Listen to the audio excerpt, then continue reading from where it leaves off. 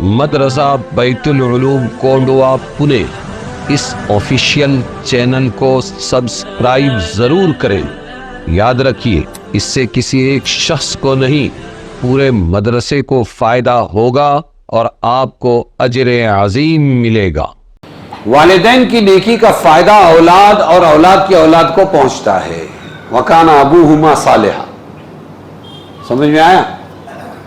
یہ دو بچوں کا خزانہ تھا دیوار کے نیچے، اس لیے میں نے کیا کیا، اس کو ٹھیک کر دیا، اور یہ دونوں کی وَكَانَ أَبُوهُمَا صَالِحًا، ان دونوں کی اولاد کیا تھی؟ بولو، ابوہما، ان دونوں کے ابا، ان دونوں کے، یہ یتیموں کے ابا کیا تھے؟ نیک تھے۔ بچوں کا باپ کوئی مرد صالح اللہ کے نزدیک مقبول تھا، اللہ تعالیٰ نے اس کی مراد پوری کرنے، اس کی اولاد کو فائدہ پہنچانے کا یہ انتظام فرمایا۔ اللہ تعالیٰ ایک بندے کی نیکی اور صلاحیت کی وجہ سے اس کی اولاد اور اولاد کی اولاد اور اس کے خاندان کی اور اس کے آس پاس کے مکانات کی حفاظت فرماتے ہیں۔ سنو ذرا غور سے، کیا فرمایا؟ ایک آدمی کی نیکی کی وجہ سے اللہ تعالیٰ، یہ حدیث ہے، محمد ابن منقدر فرماتے ہیں،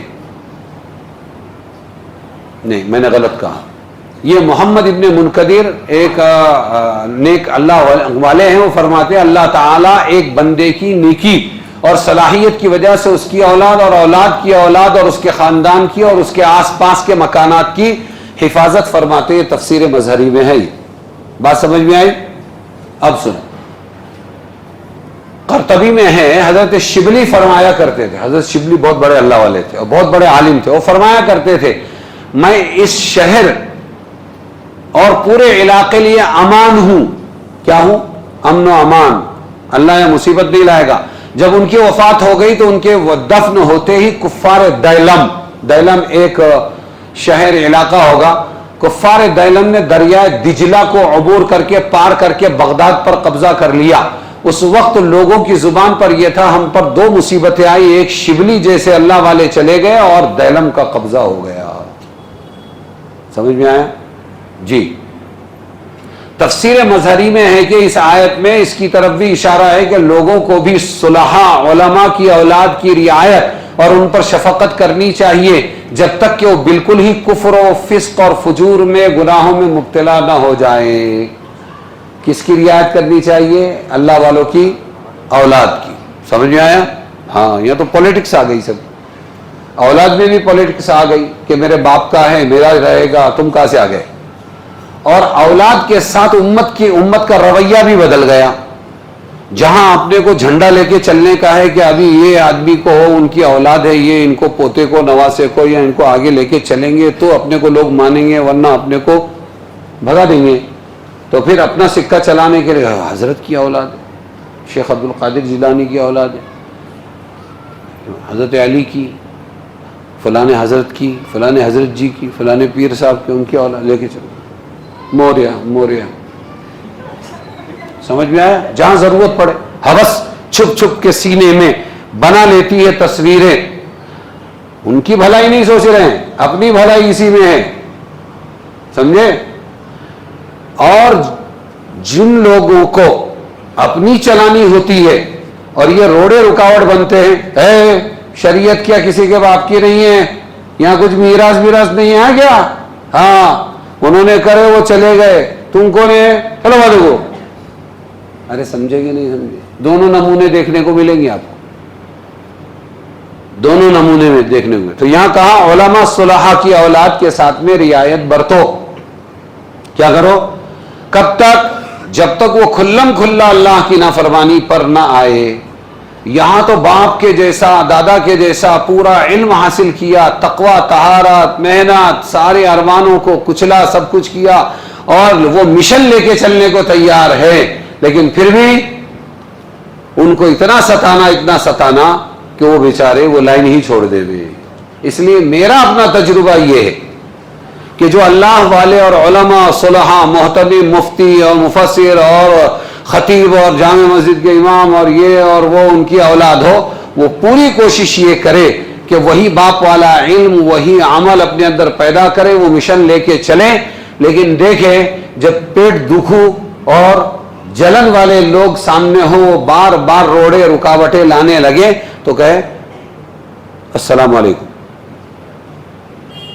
तू है हर्जा, ये तो अपना भी, ये तौर सही, तू नहीं और सही, और नहीं और सही, हम रहें या ना रहें मदरसा आबाद रहे, हम रहें या ना रहें मदरसा आबाद रहे। हाँ, क्यों? हम बहता पानी है, क्या है? हाँ, ये अल्लाह की तरफ से है, और बहते पानी को कोई रोक नहीं सकता, तुम रोक कर बताओ। खुद राह बना लेगा, बहता हुआ पानी है, मगर जो घिर के आता है वो बादल छा ही जाता है, मगर जो घिर के आता है, हाँ, वो तबलीग में ही चलेगा, बाप की लाइन पर, दादा की लाइन पर, नाना की लाइन पर तो ही कामयाब होगा, ऐसा नहीं, वो मदरसे ही में चलेगा। बिल्कुल, मदरसा बनाओ, उम्मत के हवाले करो, हमारी कोई मीरास नहीं। तबलीग बनाओ, उम्मत के हवाले करो, हमारी कोई मीरास नहीं। जो दीन के शोबे वो सब किसकी मीरास है? अकेले अल्लाह। चलाना है चलाएगा, नहीं चलाना है नहीं चलाएगा। मौलाना अशरफ अली थानवी रहमतुल्लाहि अलैह का एक मदरसा था, और मदरसे में कभी भी चंदा नहीं करते थे। कोई आया दे दिया तो चल रहा है, बच्चे खा रहे हैं, नहीं तो भूखे हैं, मैं भी भूखा तुम भी भूखे। हजरत सफीर रख लो, मुतकीदीन ने कहा, कहने लगे नहीं, जिसको देना है दे। तब तो हजरत ये मदरसा नहीं चलेगा, जब तक आप है तब तक चलेगा, जब आप नहीं रहेंगे तो फिर मदरसा बंद पड़ जाएगा, कोई चंदा देगा नहीं। कहने लगे बंद पड़ जाए तो बहुत अच्छी बात है, सुभान अल्लाह। ये होते थे ईमान वाले। या लोनाने के क्या है नाम नहीं मालूम मेरे को, ये इधर ये तुम्हारे इसको लोन वाले को लग करे, वहां एक मदरसा है। हाँ क्या है, ऐसा कुछ तो भी है, खैर मलोनी नहीं, ये तो नया है। ये मौलाना अशरफ अली थानवी के जमाने का मदरसा है, और ट्रस्ट बम्बई का है। तो वहां के कुछ लोग गए हजरत मौलाना अशरफ अली थानवी रहमतुल्लाह अलैह के पास, और जाकर उनको वो हदिया पेश किया, तो काफ़ी मोटी रकम थी। उन्होंने देखा, कहाँ के हो के फलाने, वहाँ कोई मदरसा है नहीं, ये ले जाओ मदरसा खोलो, वो मदरसा है वो। अरे समझे कि नहीं समझे? मौलाना अशरफ अली थानवी रहमतुल्लाहि अलैह को हदिया भेजा ये भोपाल की बेगम ने, या किसी रईस ने या नवाब ने, और बहुत बड़ी रकम थी उस जमाने की, वो भेजा। देखा उन्होंने, इससे पहले हमसे कभी मुलाकात, खतो किताबत, कोई पहचान, कोई पीरी मुरीदी का सिला नहीं, नवाब साहब ने भेजा है आपके। कहने लगे फिर मैं नहीं लेता ये हदिया, ले जाओ वापस कर दो। तो उसने ले आके दे दिया। तो नवाब साहब ने वहां से लिख के भेजा, मौलाना इतना बड़ा हदिया देने वाला कोई मिलेगा नहीं, रख लो। वहां से लिख के भेजा। हजरत ने जवाब लिखवाया, इतना बड़ा हदिया कोई वापस करने वाला भी नहीं मिलेगा, रख लो। दीन के काम मुस्तगनी होकर अल्लाह से जुड़कर करने का मिजाज बनाओ। हाँ, मखलूक, मैं हमेशा जब मदरसा शुरू किया तब भी बोला मैंने अपने साथियों को, बोले यहाँ रखो इंसान बदगुमान, इंसान।